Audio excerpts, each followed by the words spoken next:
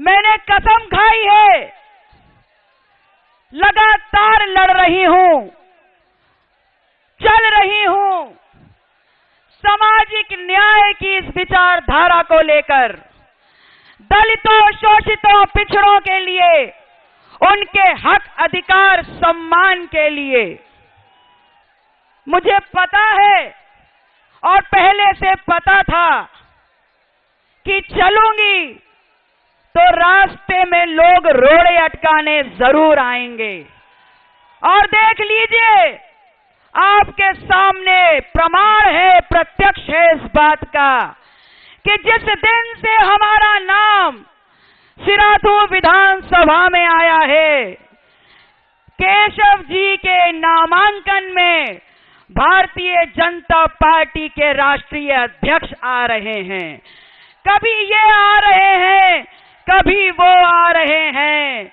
यहां तक स्थितियां खराब हैं भारतीय जनता पार्टी की कि हर जगह खदेड़ा हो रहा है। और अपने बीच में वो धोखेबाज, वो घोटालेबाज मध्य प्रदेश से मंत्रियों को बुला के बैठाया है, जो सिराथू की जनता के बीच में खुले हाथों से पैसे बांटने का काम कर रहे हैं।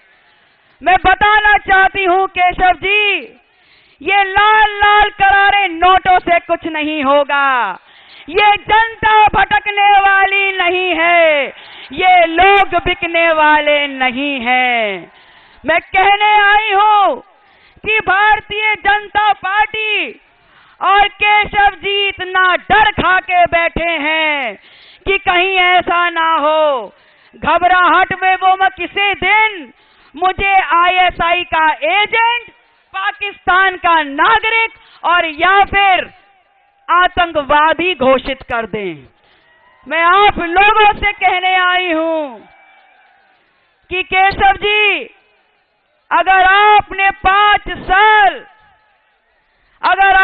5 साल इन सड़कों के गड्ढों पर ध्यान दिया होता, अगर आपने 5 साल इस बात पे ध्यान दिया होता कि ये किसानों के खेत में लहलहाई फसल को छुट्टा सांड क्यों चर रहे हैं, अगर आपने ये ध्यान दिया होता कि नौजवान लखनऊ की धरती पर लाठियां क्यों खा रहे हैं, आपने किया क्या है?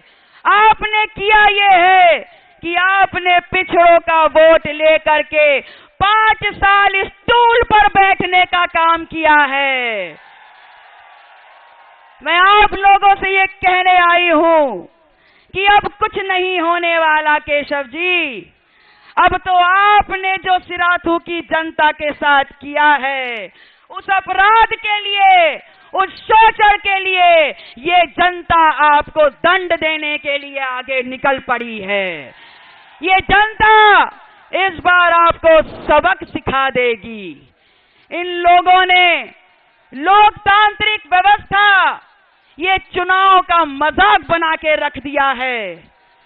आप लोगों को याद दिलाना चाहूंगी, याद है ना ब्लॉक प्रमुखी का चुनाव, जिसमें प्रत्याशी को लठिया लठिया के मारा है। याद है ना जिला पंचायती का चुनाव, जिसमें प्रत्याशियों को घर से उठवाने का काम कर दिया है। तो याद रखिएगा, अगर आपने जरा सा ध्यान दिया होता तो केशव मौर्य जी आज ये दिन नहीं आता। आज ये सिराथू की जनता अपना खाना पीना छोड़कर आज इस मंच के सामने आंदोलन नहीं कर रही होती। मैं कहने आई हूं आप लोगों से, इतना घबरा गए हैं कि बाहर से लोगों को बुला बुला के इस क्षेत्र में बैठाला है। तो आपके द्वारा चेतावनी दे रही हूं कि मेरे घर में, मेरे क्षेत्र में मेहमान बन के आए हैं, तो मेहमान के दायरे में रहिएगा। अगर जरा सी इधर उधर किया और ऊंच नीच किया तो भूलिएगा नहीं, एक शेर डॉक्टर सोनेलाल पटेल का खून हूं मैं, एक बार में ठीक कर दूंगी। कहां थे आप केशव जी जब आपके भाई भतीजे साले वसूली कर रहे थे। कहां थे आप जब यहां पर समाज का शोषण हो रहा था? कहां थे आप जब आप जमीनें हड़प रहे थे? तब आपके कान में जूं नहीं रेंग रही थी।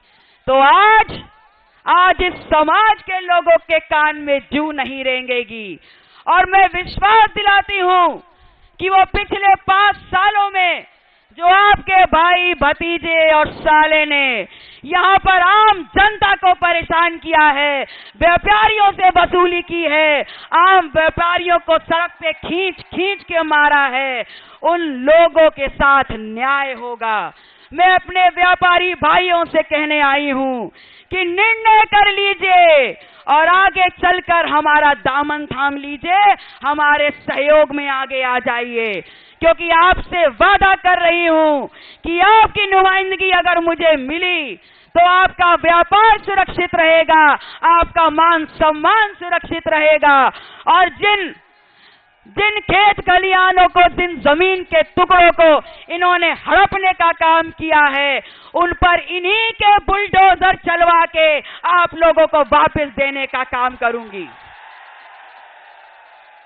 मैं आप लोगों से कहने आई हूं कि अहंकार तो रावण का भी नहीं बचा था।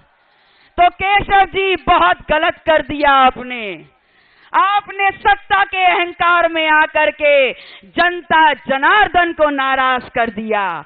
और इस बार जनता आपका घमंड तोड़ देगी और आपकी उस बड़ी बिल्डिंग को धराशायी करके जमीन पर पटक देगी।